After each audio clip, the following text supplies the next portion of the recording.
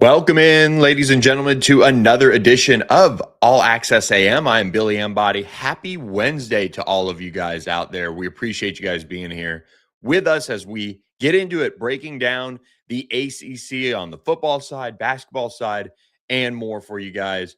Happy you guys are here with us as we're another sleep closer to the national championship game as Miami continues preparations for Indiana. We've got a lot to talk about on that front as Mario Cristobal issued some injury updates ahead of the game. And we have just some thoughts additionally on the game that we were continuing to preview and drop as we get closer and closer to this one before Monday night begins. We'll have a preview show for you guys on Monday as well. We have ACC basketball discussion coming to you guys at 7:30 a.m. Central Time as James Fletcher of On3 will join us on the show to break down the ACC slate that was on Tuesday night. We'll also talk about the weekend and look ahead to the rest of the week in ACC basketball. Excited for you guys to join us for that. We, of course, have portal discussion as well. Miami misses out on a quarterback in the transfer portal. Meanwhile, UVA making some moves in the transfer portal. So we'll discuss all of that and more on this edition of All Access AM. We appreciate you guys when you subscribe to the channel All Access AM. If you are watching on Twitter, if you're watching on YouTube, and you have not subscribed to the channel yet, scan the QR code that just went up in the corner of your screen. It'll take you right to our All Access AM YouTube channel, and you can subscribe there. It's absolutely free. It just helps us grow the channel. Here's the other thing that's really cool now, and I was just messing around late last night planning the show and getting things together on Spotify and Apple. On Spotify now, you can watch the videos. You can't watch us live, of course, and the podcast drops right after the show usually, but we've got it now where we should be on video on Spotify. So I haven't checked this morning to see if it has in fact gone live. I'll do that right now, but that was pretty cool. So I enjoy having all the options available to you guys when you guys subscribe and follow us wherever you can. And so that was something that I was able to get on our All Access AM channel on Spotify is the video side of it. So that's exciting. We should be yep, there it is. Cool. So you guys can now watch the videos on our Spotify page. So make sure you guys follow us wherever you catch your podcasts at. I will say this, if you search All Access AM, Apple or Spotify, whichever one, that's where, if you follow that channel, which is our All Access AM specific channel, that's where you don't get programmatic ads. So if you know the live ad reads we do, great. We appreciate you guys listening to those. That helps a lot. But those random ads that you hear listening to your podcast, we don't have those on our Spotify or Apple channel right now. So it's a great way to listen, kind of speeds up the listening experience for you guys as well and makes it cleaner. So those are not on that channel. So right now we don't have those. That's a good thing for you guys for the user experience. So all the more reason to follow us on Spotify or Apple for you guys. So I wanted to get some house cleaning out of the way this morning before we really get into the show as well and start breaking things down. So we appreciate all of you guys who join us here every single Monday, Wednesday, Thursday, 7 to 8 a.m. Central Time as we are live on our YouTube channel. And before we get going into the show, our Wednesday show is, of course, presented by our friends at OPW Solutions. OPW Solutions is a full-service commercial services company based right here where I'm based out of in North Texas. You also have their ability to service our friends and viewers in Oklahoma and Arkansas as well. OPW Solutions has been at this for years, creating an experience that gives you best-in-class service with also that integrity, reliability, and care that you'd expect, and that makes you feel better about your business. So whether it is your commercial landscaping, snow and ice control, it is getting to be that time of year where that you have to have covered, and they do it safely as well. So while they're on your property, you could certainly feel good about what they're going to be doing and knowing that they're not, going to have accidents and be careless and things like that. That's something that they, promise you with that OPW way that they do things. So make sure you check them out. Again, OPW Solutions, great way for you guys to get all your commercial services needs fulfilled. That's 214-444-2305, or email them info@opwsolutions.com. I would also follow them on their social channels as well, because they drop some great things about what they're doing in the space, how they're continuously improving their equipment and systems and facilities to better serve you. So reach out to OPW Solutions today. Have another sip of coffee here. I don't know about you guys. I am getting back into the swing of things now that 2026 is here. You're now kind of back into that routine a little bit. And for Miami, I mean, you can't imagine a better situation to be in as far as routine goes than being at home and playing for a national championship in your home stadium. Granted, I don't know if Miami is going to get their home locker room or not. They are the away team in this one, so it wouldn't shock me if they didn't get their own locker room in the national championship game.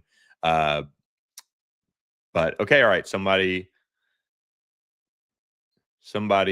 said Miami is using their own locker room. They always use for home games. They always use the visitor locker room for for the uh, for the Miami home game. So interesting. We'll see how all that works out. But outside of that, they have a terrific situation here, playing at home. They don't have to travel. They don't have to deal with any of that. They do have to deal with the distractions of tickets, of course, but that is all set in stone by the college football playoff. So it's kind of a wash for both sides of things. The good thing for Miami players is they don't really have to worry about their families traveling in and things like that for the most part. A lot of Miami flavor on this team. And Mario Cristobal, the leader of this Miami program, did speak with the media on Tuesday, talking about the injuries from that playoff game against Ole Miss. Akeem Mesidor did get hurt late in that game. That was a critical injury that really looked bad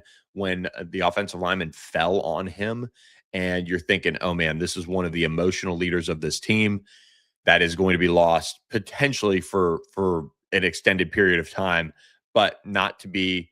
Mario Cristobal said, quote, Akeem Mesidor is in great condition. He hurt his elbow for a second and he's already full throttle.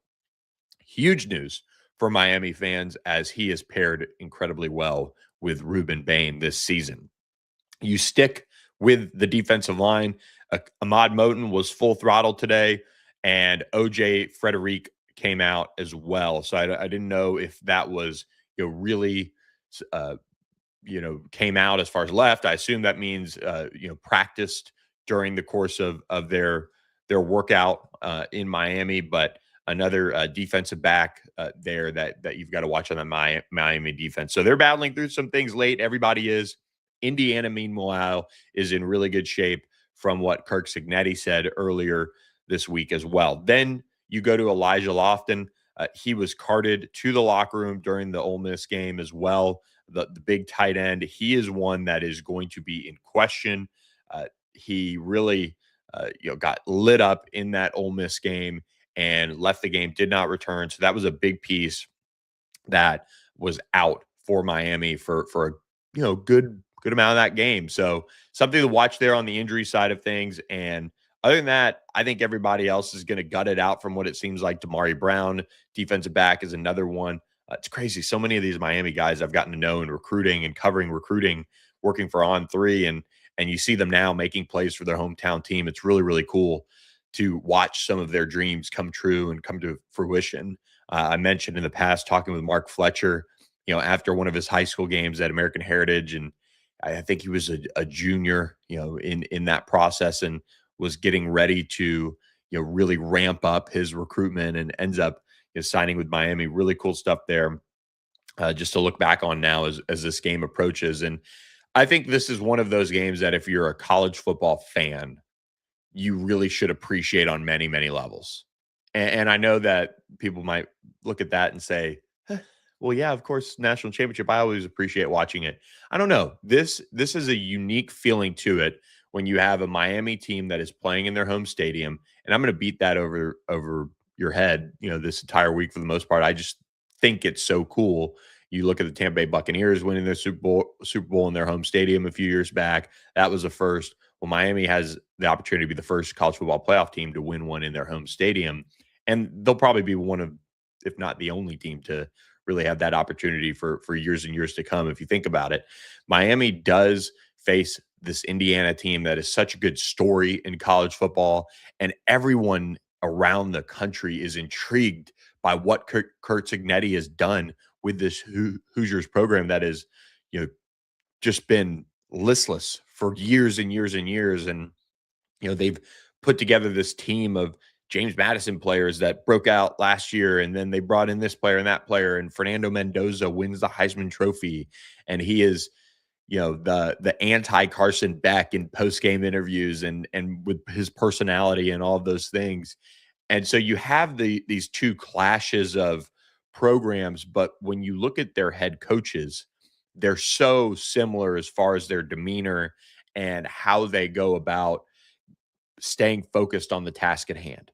And that probably isn't getting enough burn when you're talking about this game, and just because it's not necessarily a matchup thing, it's just a two kind of immovable objects of coaches in terms of getting them off of their general coaching like ability and message and process, even when things don't go well for Mario Cristobal, even when, Kurt Cignetti, has a huge lead, and should be letting loose a little bit out, outside of his post-game beer comment, you have somebody who's really just locked in on what their process is. And that goes for both of these coaches. So their teams have really taken on that mentality as well. That's why they're here. The teams that are going to be most successful in today's day and age of college football are going to be the ones that can block out the other noise that is around college football right now. The NIL deals that they have to, do and make good on, the family dynamics, the agent dynamics, and focusing in on having a team that is so talented that they can win a national championship. But are you willing to do every single little thing over the course of the season to ensure, first and foremost, that you have an opportunity to be in this situation, but then go into the playoff and lock in at such a level that you leave no doubt that you can win that national championship? And here these two teams are, with that level of doubt now being eliminated. You go into this game, and despite Indiana being a touchdown-ish favorite going in, you have two teams that are playing at such a high level that most everyone around the country, I think, is picking Indiana for this game. I would think. I haven't really taken in too many of the national pundits' thoughts on this game, but that's because of Fernando Mendoza. That's because of that, personality of this Indiana team that has emerged at such a level that everybody has seen it and they're gravitating towards it. And when you think about Miami, though, and how they've locked in, it's at a similar level to what Indiana has done. It really is. It's relative, I think, to the opponents and the teams that they faced. But Miami doing what they did against Texas A&M and M and the way they did it, doing what they did against Ohio State and the way they did it, doing what they did to an Ole Miss team for much of the game until that fourth quarter got wild, and then they still were able to get it done. I just think it doesn't get enough credit in a sense because of what Indiana has done as far as dominating an Oregon team that they already faced and beat up on the road, I will say. And this is from someone that picked Oregon, and I should have given more credit to what Indiana had going on. And then they dominated an Alabama team that really, when you look back on the College Football Playoff Committee decision, shouldn't have been in. Yeah, they did lose that SEC championship game. That was kind of, some people thought maybe, hey, that kind of confirms what we think about Alabama. Good team, just not good enough to be in. Notre Dame, Miami, they should be in. But the committee didn't want to set that precedent of moving them a conference championship game appearance out of the college football playoff. So they just set the precedent that they're going to move somebody else out who just didn't play, who was already ranked above both those teams. So really just weird situation from that college football playoff committee. But I think Indiana just gets talked about so much that we're not appreciating how much these two teams have done in a positive manner to get to this place and to leave no doubt that these two teams, whichever one wins it, you feel good that I think that we've got the national champion that the people deserve, so to speak. And Indiana would really be that, at a high level, going undefeated in not, their entire season. They just didn't play anybody in non-conference. Miami had a more challenging, season, you could really argue in a sense. But, these two teams really are two tremendous representations of what college football is looking for in today's day and age. I think Miami is tracking a little bit towards that Ohio State trend where they kind of dip just a touch enough to lose 2 one-possession games in the middle of their season, and they picked it back up, and they've been on a roll ever since. Indiana, the closest thing they had really was that Penn State game where just incredible heroics to win that one, and from there they kind of kept rolling. So had a couple of other things here.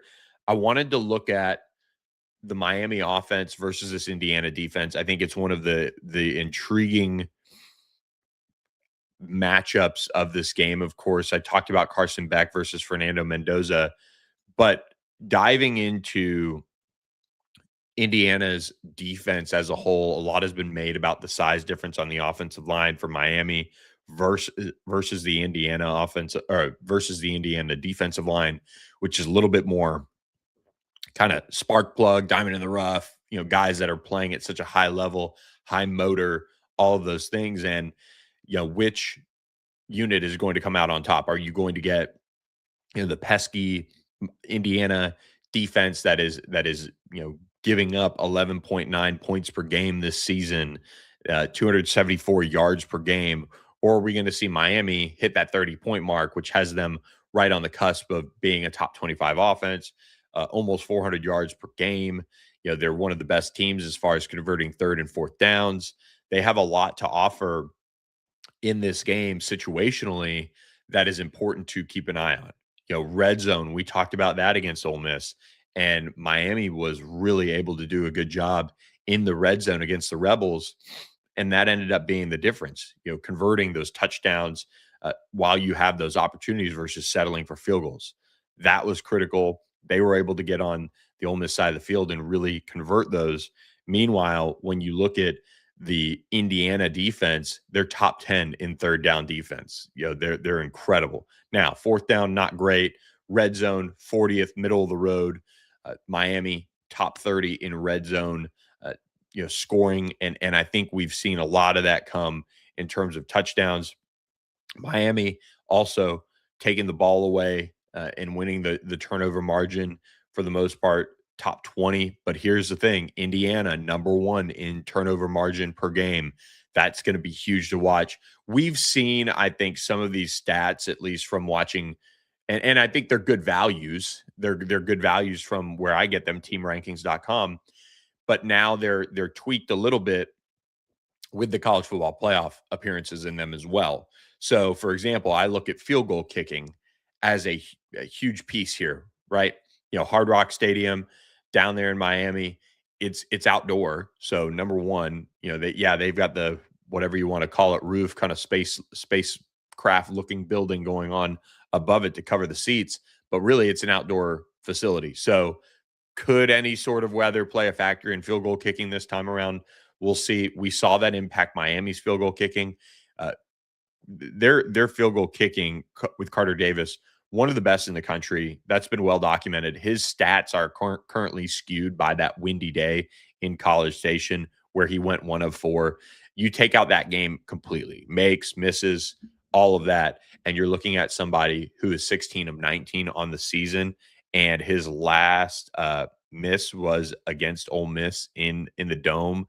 So worth noting in that regard, but he's still one of the very best in college football at field goal kicking. And then Nico Radicic with Indiana called upon, pretty sparingly, 16 of 17 on the year. So high efficiency. I think he led the country in extra points. It doesn't, really stand out as a strength to me for Indiana. I I I kind of recall, and if Indiana fans, stumble upon this pod, maybe they can correct me in the comments, but I kind of recall watching some of Indiana's games this year where they didn't necessarily trot out the field goal unit in, long field goal range situations. I could be totally off. It could be wrong. It could be a product of, having an offense that finishes drives with touchdowns. But I think Miami, you kind of circle that field goal place kicking situation and give them the edge here. Will that play a factor in this one? That'll be something to keep an eye on as well.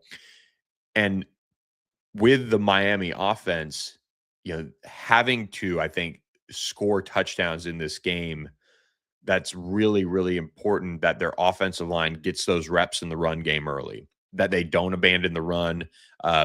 One thing I was scrolling on three, and one of the national aggregators quoted, Todd McShay, NFL draft analyst, college football analyst, and he said, really they can't get cute against Indiana, and I think that is a great point. You look at some of the flea flickers, you look at some of the end arounds and the Wildcat on 3rd and 3 against Ole Miss that got stuffed.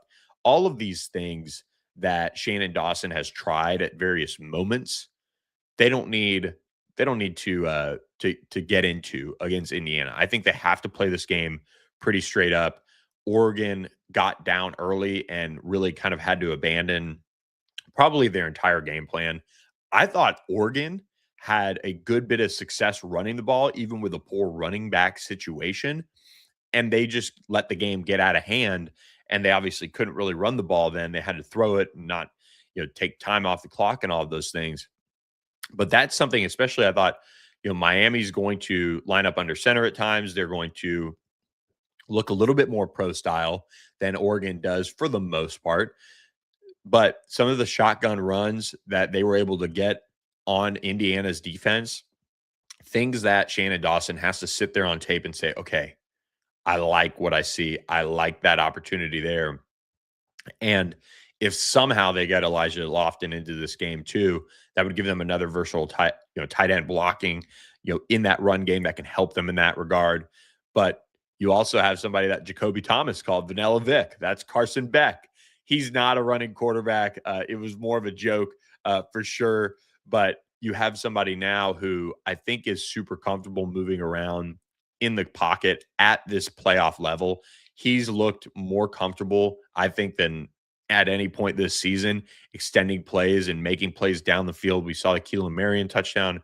We saw him extend a play and get into the end zone for the game-winning score. All of those things that, I think at times this year, we would see Carson Beck throw a ball away, not take some of the certain risks that he did in the college football playoff. And we've seen him, almost get burned at times. I thought there was one throw along the sideline that he tried against Ole Miss where you're like, whoa, that was really, really close to being intercepted. You have somebody in Carson Beck, though, that is playing with a large amount of confidence because of the way he's producing and because of the way he's playing. That could bleed over into this national championship game. So if you're Shannon Dawson, you give the rock to Mark Fletcher. You give the rock to that Miami run game and you lean on it. And you don't need to get cute. I don't think this Indiana defense, with their team speed, and they only play like 13, 14, 15 guys on defense, not a huge rotation, but they run to the ball hard. They're quick, they're aggressive, and they hit. And they will absolutely bring it in that regard. This Miami offensive line, which has been ready for the entire college football playoff run, has to do the same as well. And I know Shannon Dawson will stick with the run game. I am not too worried about that. I'm worried that at certain moments when you have an opportunity, and we saw this against Ole Miss, Miami had an opportunity to put their foot down a little bit on the throat, extend their lead. They get cute, they get a penalty, something of that nature, and it sets them back. And so Miami has a lot to lean on when it comes to their basic packages, their basic run plays.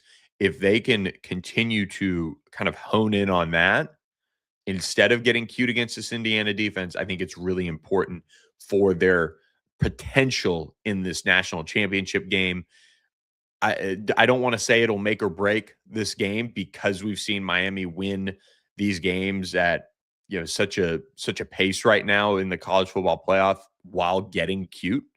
But you have a team in Miami that doesn't need that extra, I think, burden over the course of a college football playoff national championship game to get past this Indiana team. And appreciate Mark Klein jumping in. When Carson Beck actually opens up and runs hard, he is a great runner. The issue is when he plays timid. Same thing with his deep balls. When he tries to place it, he gets in trouble. Great point, Mark. Absolutely. I think from a running standpoint, he has a great feel for how to get the most out of his runs, and really has a nice feel for that. He is not going to be the most fleet of foot, but Fernando Mendoza isn't going to bring anything to the table there. So he certainly has that matchup in the national championship game, on lock as far as being able to run a little bit more, in my opinion. But Carson Beck, he is just playing without any regard for his body. He's giving it his all, and that's what you want to see now. So whatever Shannon Dawson's doing in terms of his confidence and his aggressive nature, we like to see it. We like to see it because that's what's getting it done right now in the college football playoff with Miami. So appreciate you being here, Mark.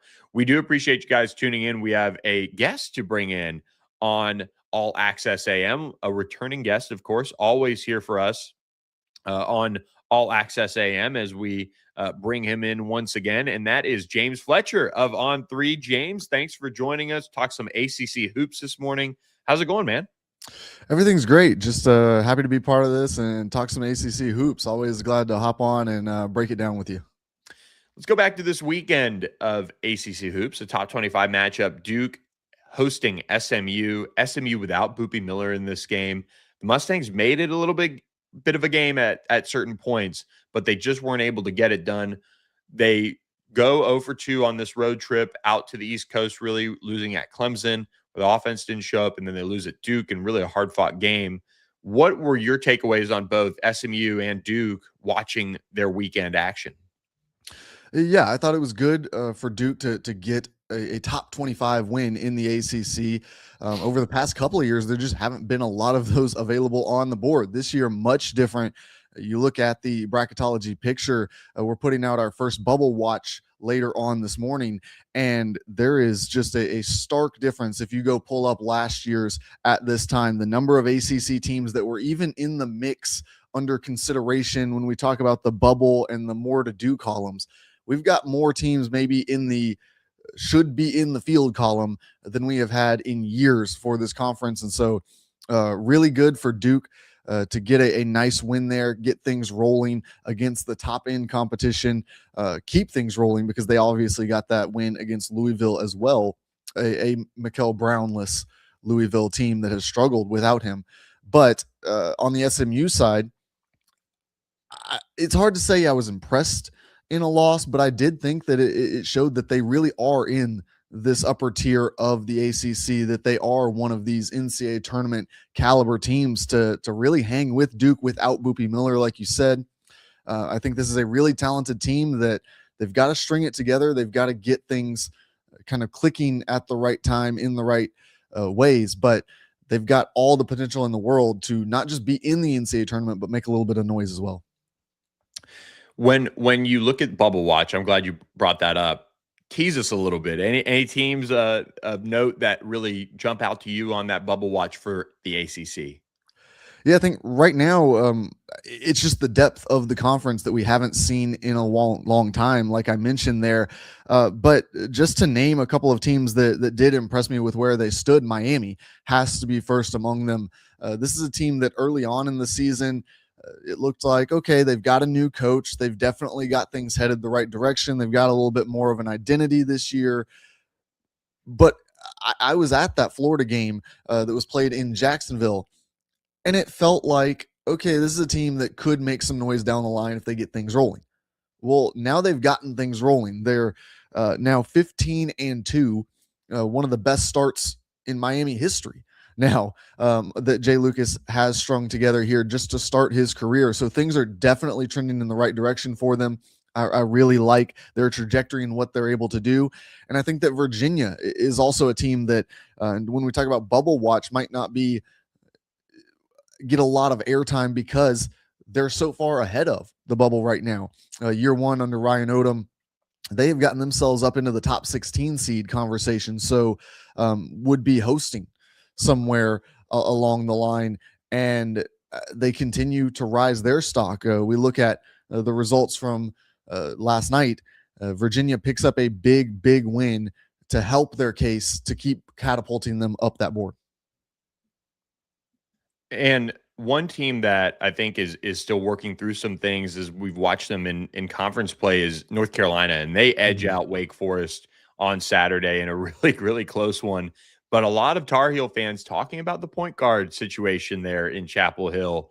What is your take on one of the hottest discussions among ACC fans, but really Tar Heel fans right now? Yeah, I think it's an interesting one because they've got a lot of talent in that backcourt. It's about finding the ways that it fits together. We know that Evans is very talented, Trimble, but they've had injuries in that backcourt. They've also had some ups and downs trying to figure out who's going to be on the ball, who's going to play off the ball more. We've seen them have their guards come up in big clutch situations down the stretch. So I think it's kind of the ebbs and flows of the season. It's easy for guards, particularly, to kind of be bogged down if their efficiency numbers just aren't up there, or if they're struggling with something that's maybe hampering their speed just that little bit. It can show up in different ways. So I'm not overly concerned about the guard situation in North Carolina, but it definitely is something to watch as we talk about them as one of the elite teams and their ability to make a deep run in the NCAA tournament. I think the league has to start talking more and more about Virginia. Obviously they take care of business over the weekend against Stanford, 15-point win and a nice win at home. But Tuesday night, big one, and they come away with a win over Louisville on the road, 9 points, 79-70. This Virginia team, after last year not necessarily being probably what they all wanted or had in mind with the changes, they're off to a 15-2 start. They're 4-1 in ACC play. What is standing out to you about this team and how they've put it all together? I think it's just the efficiency. You look at all the metrics, the analytic data, and it all tells you that they have things clicking at a high level. And it's not with a bunch of 5 stars. Look, they went out and they got an interesting mix of guys. You got a Jakari White, who's become a fan favorite there, a Sam Lewis, guys who weren't big household names, but had produced and starred in their role at different levels of college basketball at different stops along the way.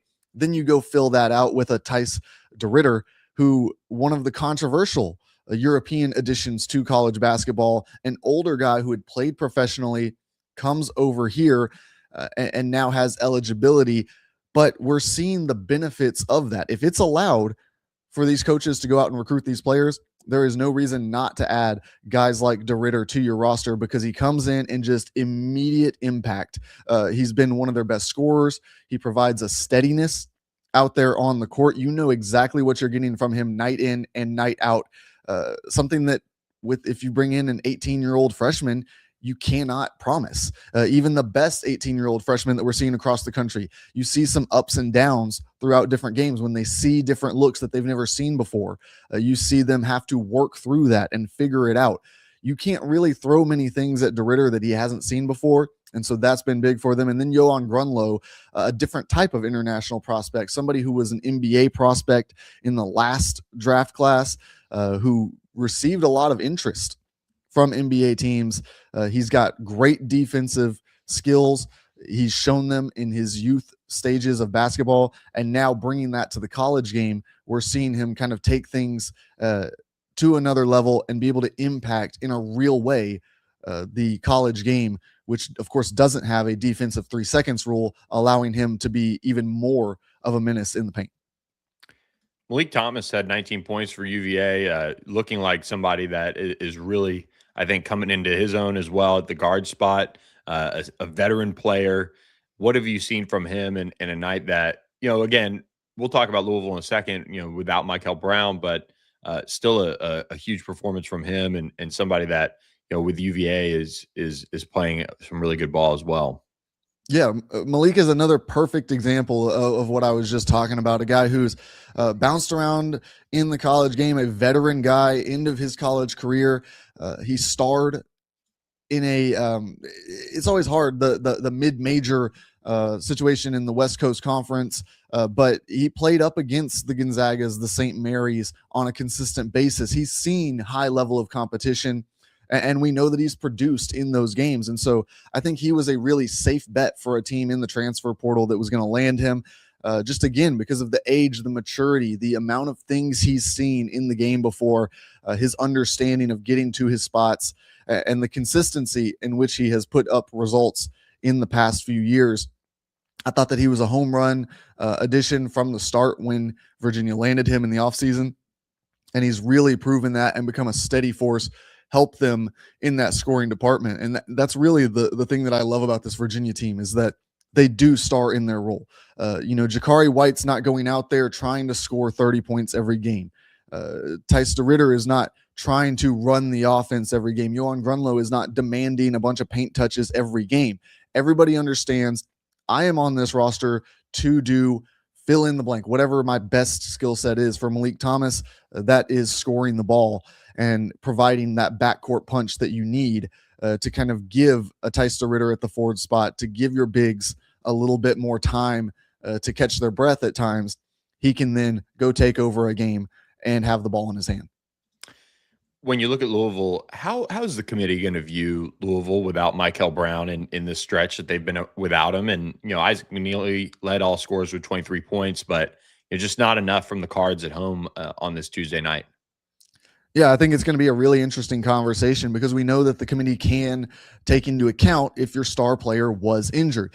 And they flashed a graphic on the broadcast last night. This is a team that is a one-loss team with Mikel Brown in the lineup. Now, that, of course, was during the non-conference schedule. So that's another thing to take into account. What was the strength of those wins? Did they just run up a bunch of wins with him against low-level competition? Or is this a situation where without Mikel Brown, this just isn't the same team? And so we're going to have to look at his health down the road and then determine what we do with Louisville. I don't think that they're in real danger either way, but it will impact the seed line. And as we know, that can have a big impact on who you face and your odds of moving on to the next round in the NCAA tournament. So going to be something that's definitely worth watching. Another thing worth watching is Mikel Brown's stats in games against big competition, because early on in the non-conference schedule, as a freshman, as one of the younger guys in this class, he had some struggles at times against the best teams and was dominating against the lower level competition. So another little wrinkle there as we look at his impact and how it's going to impact what the committee thinks. When we look at Miami, 4-0 in ACC play now, 15-2 on the season. They did beat Notre Dame. I'm not here to, pound the table over that one. 81-69 win over the Irish. And Notre Dame is dealing with its own struggles on and off the court, it seems like at this point. But with Miami, Trey Donaldson leading the way for them as well. 23 points in that game. Miami was able to hold Notre Dame to just 2 scores in double figures. It seems like Jai Lucas is really, I don't know if we're there yet as far as making them a huge storyline, but got to be inching closer with at least the start to ACC play, at 4-0 now. And they might get to 6, 7, 8-0 before they drop one. That Stanford one is kind of one that stands out to me down the stretch.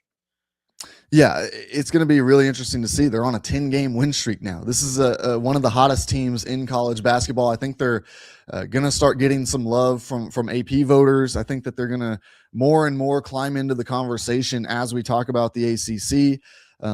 And like you said, they've got some opportunities to string together even more here in the conference schedule. So this is a team really impressive under Jay Lucas in year one. Like I said, I saw them early in the season and thought, good collection of talent. He's definitely raised the bar, definitely got this thing headed in the right direction, but we'll see what it turns out to be in terms of this season's success. Would it be a bubble year where you kind of go through and At the end of it, you say either, look, we got into the field, or all right, we just missed it, but it's year one. Well, they're shooting well above that right now. They're on a pace to be in the conversation for much higher seeding than I previously thought that they would be in the mix for. And you just keep stringing together wins, and you'll get yourself into a big conversation across college basketball very quickly, especially in this strengthened ACC conference. Wednesday night, kind of a little ho-hummy. I would say we've got Pittsburgh at Georgia Tech, 6 p.m. on ACC Network. North Carolina at Stanford, 8 p.m. on ACC Network. Virginia Tech at SMU, 8 p.m. on ESPNU. And then Duke out at Cal as well, 10 p.m. on ACC Network. Those are all central times for you guys out there. So you've got both sides of the UNC Duke rivalry headed out to California, and both teams having to deal with that travel, and they do so, funny enough, without, I don't think school's in session for Duke yet. The students are back. I'm not sure about UNC, but kind of interesting timing there when they put the midweek game all the way out on the West Coast. But any chance we see these teams trip up with that tricky travel schedule? I mean, they did it last year, but it's always a kind of a tough thing to watch. Yeah, I think that there's always a chance, especially when you're going full coast to coast, North Carolina, all the way out to California. But I think that these two teams are better than the competition that they're going to face. But by that same statement, Cal and Stanford have not been the pushovers that you maybe thought they were going to be at times throughout this season. Both have put together a couple of nice wins, some wins that make you kind of turn your head and think, all right, you can't just rule them out. You can't say, all right, we'll just put down a W because we played Cal, we played Stanford, and we'll head back home.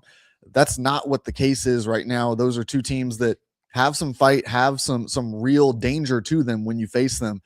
So going to be interesting. It'll be a really big test, and a test that is interesting beyond just college teams having to travel across the country. It's interesting because we're talking about, with Cam Boozer and Caleb Wilson, two guys who want to be in the NBA next year, want to have big time careers where they will be traveling from one end of the country all the way to the next, playing the next day, and then getting on a plane and doing it again the next day. So it's going to be an interesting test for them early on in their basketball careers. How do they adjust to travel? How do they handle just a complete change to their body clock? Going to be a real interesting one there. And both of those teams will then flip-flop on Saturday, facing the opposite side of the Cal-Stanford rivalry. So they're spending the week out in Cali. Nice time of year to spend it. I'm sure Coach K getting some Napa time maybe out there if he's making the trip out there with them. But you look at this Saturday slate as well as we look ahead. 11 a.m. on Saturday Central Time, Virginia travels to SMU, a pair of teams that have been in the top 25 last week. SMU dropped out after the 0-2 week this past week, but Moody Coliseum is a tough place to play. Virginia, though, is playing at such a high level. Assuming Boopy Miller is good to go, I think he's back Wednesday night when SMU takes on Virginia Tech. He's been around practice this week, so it's just kind of a matter of making sure his strength is back up after losing everything he did this weekend. Virginia, though, is going to provide quite the test. Two veteran guards going at it, Malik Thomas that we talked about, Boopy Miller. This is a game that if SMU really has those tournament aspirations to make a run like you talked about earlier in the show, I think they've got to get this one done to kind of get back on track, and that could sneak them right back into the top 25. Yeah, it's a really important week for SMU. We talked about both ends of the Cal-Stanford rivalry. They get to play both ends of the Virginia Tech rivalry here this week. And Virginia Tech, a bubble team who is no slouch. They've got some really good players. They've kind of tapered down since the start of the season in their efficiency, but still a very dangerous team. And so you cannot risk an 0-4 stretch in ACC play. That's just not going to get the job done. You're going to plummet in a lot of these rankings if you have a stretch like that. You've also 1-3 also is going to be a struggle to kind of justify to the committee when you're ranking yourself head to head with other competition, when you want a good seed at the end of all of this. So I think it's a really important week. I think that they've got to handle the midweek, and then, like you said, playing that Virginia team Yes, they're at home. They have that advantage, but Virginia is rolling right now, and you don't want to come in there on a skid and lacking any confidence because Virginia, if they take advantage of that one, you put yourself in a really bad spot in the ACC standings and have yourself falling down the board in bracketology. So really important week for SMU. If they can string together 2 wins, though, on the other side, like you said, they could jump easily back into the top 25 and get themselves back into the conversation of the top ACC teams. We'll end on this. Miami, Clemson, and when I talked about Miami earlier, I guess I completely missed this little trip that they've got on Saturday. Clemson has been incredible the last 2 seasons in ACC play. Of course, hosting them at Little John as well. This is if Jai Lucas is ready to say, "Hey, Miami basketball is here to stay," this is a win that if they could get would be monumental in that respect, because this is one of the toughest places to play, as SMU found out last week too. Yeah, Clemson undefeated at home this season. Like you said, they are the model of consistency in the ACC right now. I mean, in these lean years that the conference has had over the past few years, it has really become Duke and then Clemson and then what's North Carolina up to? And obviously, we've got so many more teams in the mix this year, but Clemson is asserting themselves saying, hey, just because other teams are back up does not mean we're going back down the conference standings. We're here to stay. They're right up in the mix for the best team in the ACC right now, right behind, I think, Duke, North Carolina, Virginia. But they're still there. They're still hanging in. They're an AP top 25 team right now and a team that's solidly in the field when you look at the bracketology metrics. So this is a Clemson team that will be a big, big test for Miami. And I don't think that either team that comes out of here with the loss is going to take a big ding because they're both well respected in college basketball right now. James Fletcher, awesome stuff, joining us from On3 Bracketologist. We look forward to Bubble Watch, my friend. We'll do this again soon. All right, for sure. Thanks for having me. All right, there he goes, James Fletcher on this Wednesday morning. Appreciate all of you guys for being here with us, and appreciate our friends at the La La Land Foundation as well, supporting what we do here at All Access AM. And if you haven't ever been to a La La Land Kind Cafe, I encourage you to make it a New Year's resolution to find one. Find one close to you and support what they do from a kindness standpoint. And you can buy a cup of coffee, you could buy a pastry, you could buy their matcha, whatever you want in that regard. But the La La Land Foundation is where your new year should really start. And for those of you in the corporate space who can enact change within your company to get involved with a foundation and find a new charitable focus for your company this year, I encourage you to look at the La La Land Foundation.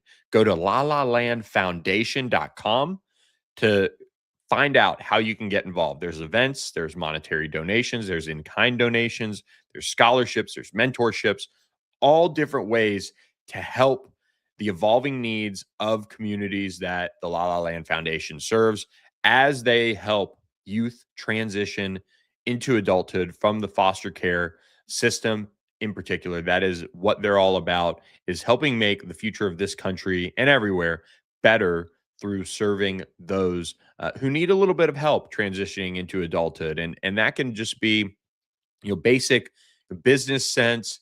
That can be, preparing them for work dinners or work environments that they'll face and they'll experience as they get into the workplace. And they do it in a multitude of ways. So I encourage you to partner with one of our partners, the La La Land Foundation, today. It's all about kindness and supporting those who just need a little bit of a help up into their next phase of life. So as we close out the show here, gonna kind of scatter shoot here, but on my rundown, which you grab a couple of those ACC accomplished greatness notepads from media days, and that is what I work on throughout the year. The ACC at the quarterback position has always been a fun one to watch, and we've talked about that on the podcast throughout. What Virginia is doing in the transfer portal looks like a little bit of chestnut checkers in how they've approached it, as they've been able to add 2 well-known quarterbacks to their roster, and now they have their starter for the 2026 season, bringing in Missouri transfer quarterback and former Penn State quarterback Bo Pribula. One of the best quarterbacks that was available in the transfer portal is going to be a who, and he is going to replace Chandler Morris. He moves into the starting role for UVA in all likelihood after completing 182 of 270 passes this season for 1,941 yards, 11 touchdowns, 9 picks. He also ran for 297 yards and 6 touchdowns. So going to bring that running threat to Tony Elliott's offense. And he did miss multiple games to an ankle injury. And so he really kind of struggled in the SEC in part because of that. 3 touchdowns, 7 picks in SEC play. You get him into this ACC, this Virginia offense. I think he's going to, if you're looking for an early hot take here, I think he's going to be an upgrade over Chandler Morris. Now, where can he get to as far as the intangibles go? Can he bring that? Can he deliver those moments that Chandler Morris did? That's going to be the question. But I think statistically, we're going to see Bo Pribula be an upgrade in that regard for this Tony Elliott offense. I really like him. He came from Penn State, where he left during that college football playoff run. He'll obviously face his former coach in James Franklin here this season as well. So going to be fascinating to see how that one plays out. But Virginia wasn't done. They went out and added former Pitt quarterback and former Alabama quarterback Eli Holstein, who got replaced as the starter at Pitt really the last 2 seasons. And true freshman Mason Heinchel eventually took over. But Eli Holstein, threw for 1,081 yards on 125 pass attempts, completing 77 of those this season, 12 touchdowns, but 6 picks were the problem. And he threw half of those in losses to West Virginia and Louisville. And then, of course, Mason Heinchel took over. He's a highly touted former quarterback. The idea here is that he would come in and then be the starter in the 2027 season. So going to be interesting to see that quarterback room for UVA now, because when Chandler Morris went down, that was one of their losses, was Wake Forest, in that game without Chandler Morris, and they really couldn't get anything going offensively. This year, that shouldn't be the case when you look at Eli Holstein being the backup to Bo Pribula if Bo Pribula does get hurt. So really nice moves there by Tony Elliott in the transfer portal to address the quarterback position. Miami, though, misses out on Sam Leavitt, the Arizona State quarterback transfer that, of course, is a major, major piece to the transfer portal quarterback search. And Miami is now continuing down its hunt for transfer portal quarterbacks. Where do they go? Where do they go for their next quarterback after Carson Beck? There are a few names that jump off the page right away. Hassan Longstreet, USC quarterback, was a 5-star prospect in the 2025 cycle. He only made 4 appearances for the Trojans this season.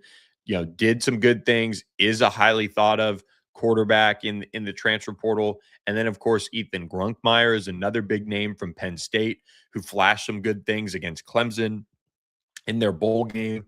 And of course, once Drew Aller went down, he threw for 1,339 yards and 8 touchdowns to 4 picks.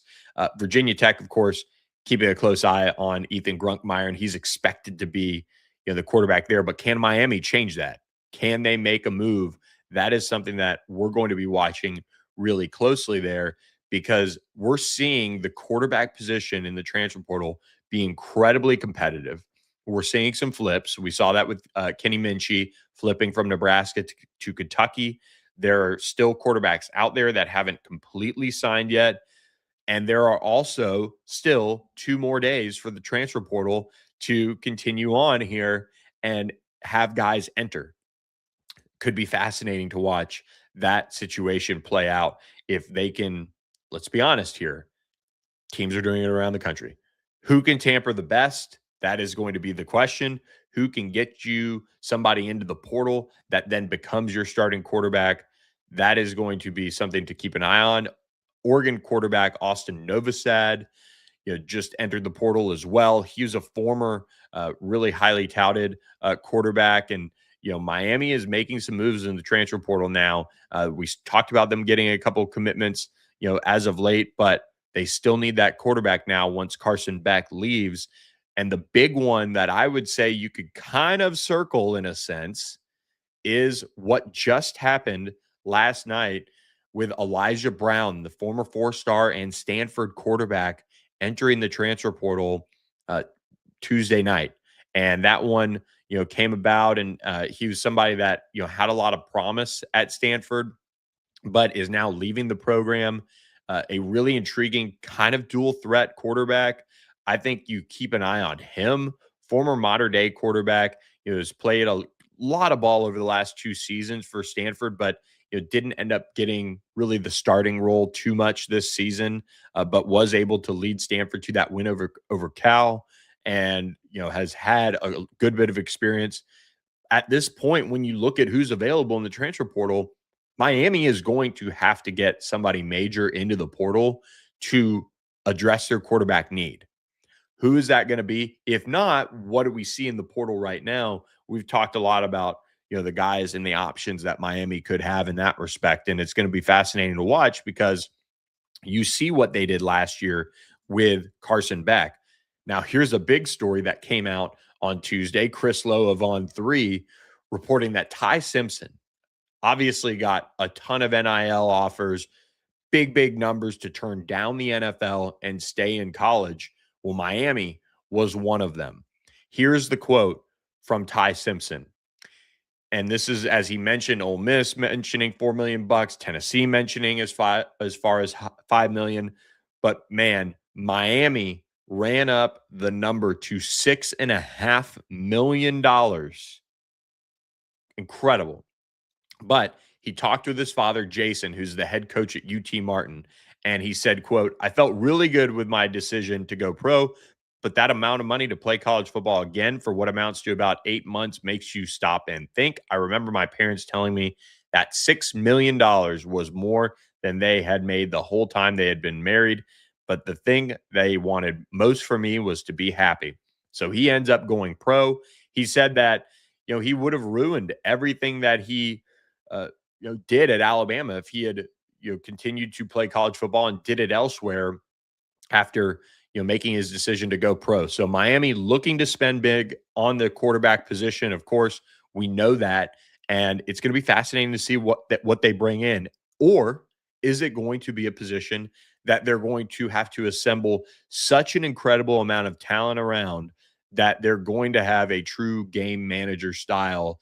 And Carson Beck is that to an extent, but a true game manager style that they're going to have to work around all next season could be one of Shannon Dawson's most daunting coaching challenges that he's faced since being at Miami. Very, very big domino to watch is what Miami does at quarterback in 2026.